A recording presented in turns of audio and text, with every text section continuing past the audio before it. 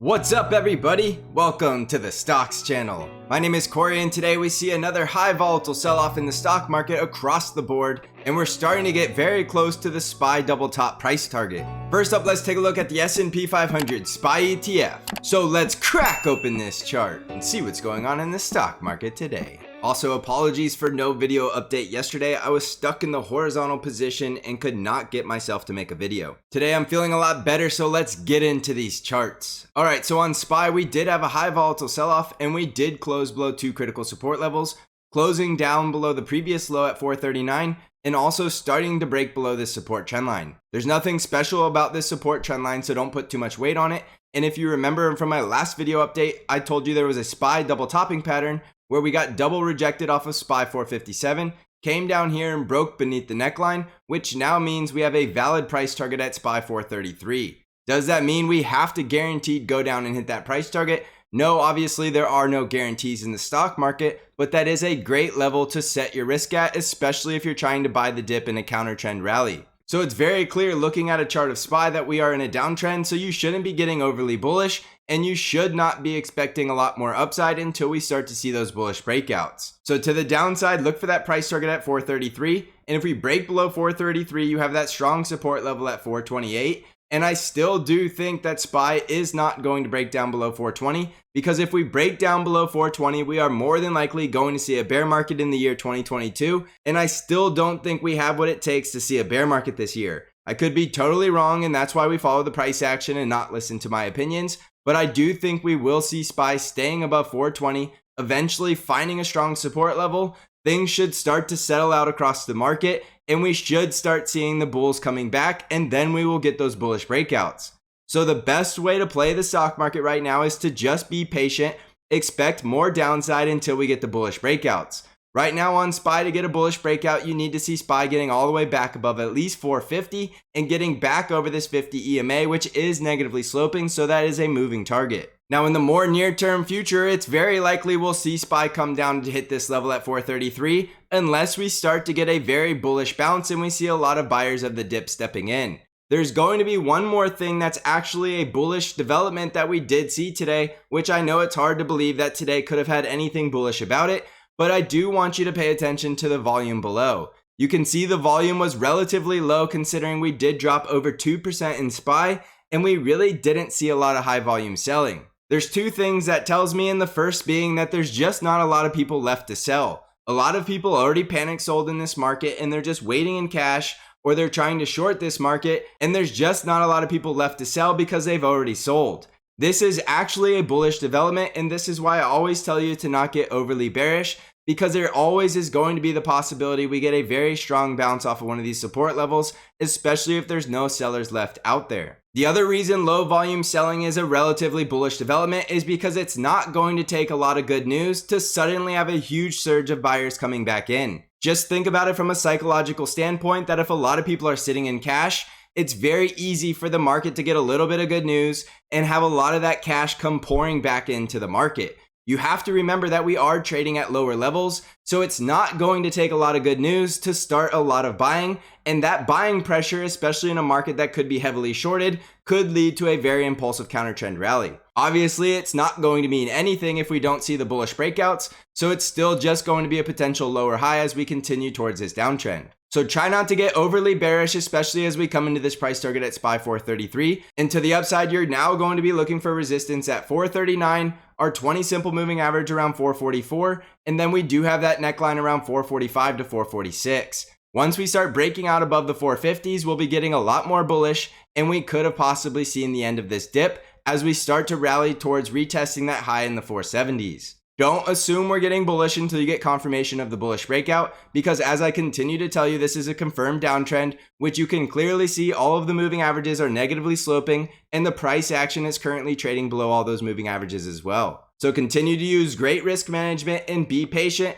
And if you're playing to the downside, make sure that you are covering at support and only shorting this market at resistance, because as I continue to tell you, volatility works in both directions. Jumping over to the NASDAQ 100 triple Qs, you could see that we were almost down 3% today. And as I just told you on SPY, it was on very low volume. So as you can tell from the volume, it's extremely pathetic, and when you see low volume selling, that is usually going to be bullish. I just talked about why on the SPY analysis, so if you skip that, go back and find out why. So now you can see the triple Qs are sitting right on top of our support trend line, and the next very strong support level is right around 341. This is why I tell you not to get overly bearish, because we have low volume selling on very strong support levels, and I don't think we'll see the triple Qs breaking down below 334. So we're eventually going to see a higher low somewhere before we break down below that level. Otherwise, we're going into a bear market and everything I'm saying isn't true, and we are going down for that next leg lower. So it's my belief that we will hold above 334 and we will find support somewhere in the 340s to possibly high 330s before we start to see that bullish breakout. Your bullish breakout on the triple Qs is back above 352 and then back above about 357. Eventually, we need to get back over this 50 EMA and make a new daily high. So the next bullish breakout above 361 will be above 370. So there's clearly tons of resistance, and there's clearly still going to be plenty of bears shorting at resistance. So like I continue to tell you, respect this downtrend and don't get overly bullish until we get the bullish breakouts. You can clearly see all these moving averages are negatively sloping, and you can clearly see price action is below all the moving averages. So you're either playing bounces off of support or you're shorting at resistance until we get confirmation of a bullish breakout. But just keep in mind that you shouldn't be getting overly bearish when everybody else is selling and sitting in cash. It won't take much to see a very strong impulsive rally off of these lows. Jumping over to the Dow Jones, we were down 1.71% today, and we did see the Dow Jones closing below that support level at 345, which does mean we could come back down to the support level around 340. Below 340, we have support at 338, and below 338, we could come back down to retest this low right around 331.5.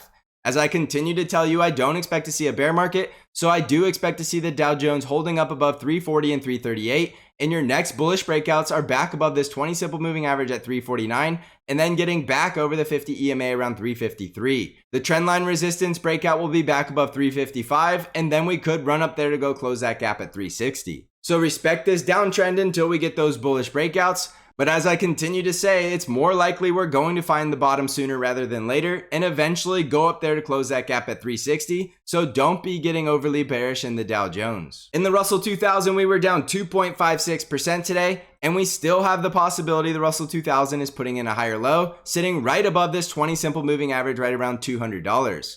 You can see that 20 simple moving average has flattened out and it's no longer negatively sloping. And you can see the 5 and the 13 EMA are above the 20 simple moving average. So your next bullish breakout in the Russell 2000 will be on a break back above 207 and then getting back above that 50 EMA, which is currently just above 209. Above 209, we still need to break out above 212 and close back above our resistance trend line.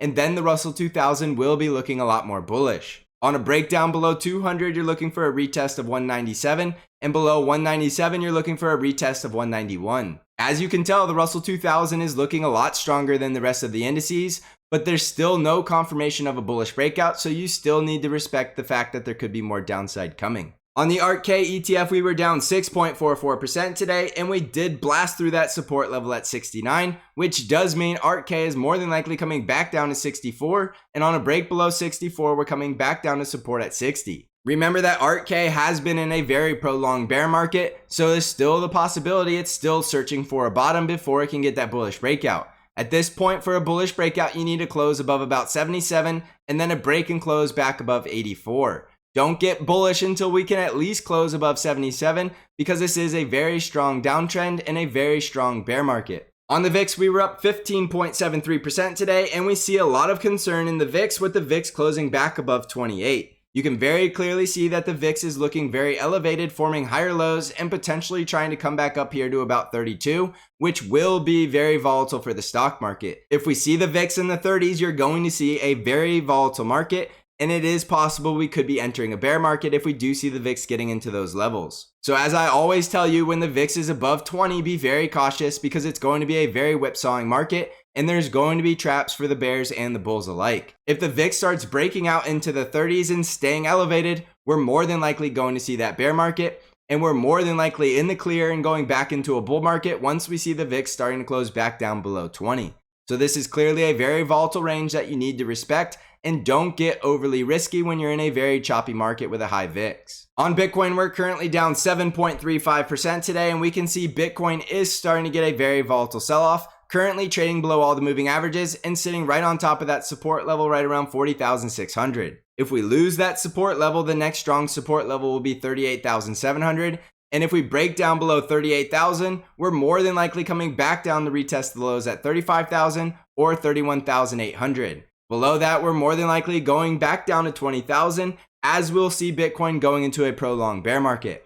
So the Bitcoin bulls really need to get Bitcoin back above 43,000 and get confirmation of that bullish breakout with a break and close above 46,000. The bulls were very close to building up a bull trend, but they need to keep the price action above that 50 EMA to get the full bull trend and get confirmation of the bullish breakout. On NVDA, we were down 7.56% today, as we see NVIDIA continuing to whipsaw around and failing to break above our resistance trendline. Remember, we need to see NVIDIA breaking out above the resistance trendline and closing back above about 265 and breaking above 271, and then we could see NVIDIA entering a bull market. Right now, the price action is back down below the 50 EMA, but currently trading above a very flat looking 20 simple moving average, so we still do have support around 244. Now, the biggest concern I have on NVIDIA is that we still have this gap to close at 288, so if we start losing these support levels at 244 and 236, we're more than likely trying to see the price action in NVIDIA close this gap at 228, and if that level of support holds, and then we get the bullish breakout, that will be a very bullish development, and I do think we could see NVIDIA stock going into another bull cycle. However, for now, you need to respect the fact that we have no bullish breakout and we're still below our resistance trendline. So continue to expect more volatility as we chop around until we get a decisive breakout in either direction. On a break below 228, you're looking for a retest of the lows right around 210. On Tesla stock, we were down just over 5% today, and we see Tesla breaking and closing down below that support level at 900, and we're very close to having the full bear trend. Remember, Tesla below 900 is extremely cautious and extremely bearish, and it does look possible that we're seeing Tesla going down for another leg lower the longer it stays below 900. Now, we still do have support right around 860, and below 860 we have support at 827, but if we lose that support level at 827, I think we're going to see Tesla entering a very prolonged bear market, and we could have a lot more downside to go. So this is an extremely critical level at $900, and you really can't get bullish on Tesla until we can start closing back above about 937 or getting back above the 50 EMA, which is currently right around 960. So I would suggest being very cautious on Tesla stock if you're trying to be a bull. As long as it's below $900, you need to be expecting more downside. On Apple stock, we were down just over 2.1% today, and we did see Apple coming very close to our support level at 168 and also losing that support level at the 50 EMA, closing just below 169. So as you can tell, Apple is chopping around and going through a consolidation period, and we're very close to knowing which direction Apple stock wants to go.